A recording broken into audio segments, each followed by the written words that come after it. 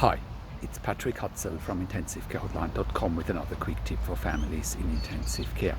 Today I want to talk about ventilator settings and arterial blood gases and how important it is to know and understand about that so that you can ask the right questions. So we're currently dealing with a client who has their 64-year-old wife in ICU after COVID pneumonia.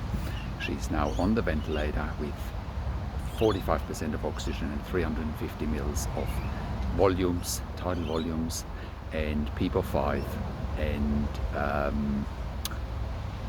and her arterial blood gas is pretty poor. That means her PO2, her oxygen levels in the blood, is around 58 millimeter per mercury, and that is way too low. And carbon dioxide is around 38, which is normal. So that means she's underventilated, she's not getting enough oxygen. One way to improve the arterial blood gas, especially the PO2, the oxygen concentration in the blood, is by increasing FiO2, by potentially increasing PEEP, and by increasing the volume, because her weight is around 75 kilos and she's only getting 350 mils per volume, and that is not enough. It should be around 7 to 10 mils per kilo, which would bring it up to 500 to 750 mils per breath.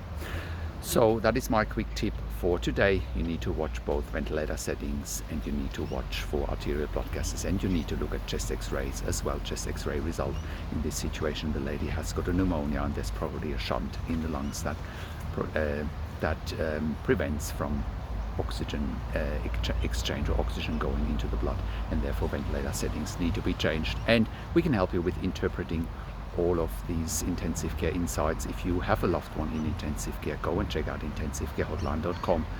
Call us on one of the numbers on the top of the website, or send us an email to support@IntensiveCareHotline.com. If you like this video, give it a thumbs up. Subscribe to my YouTube channel for updates for families in intensive care. Comment below what you want to see next, or what questions or insights you have, and click the notification bell. And this is Patrick Hutzel from IntensiveCareHotline.com, and I will talk to you in a few days. Take care for now.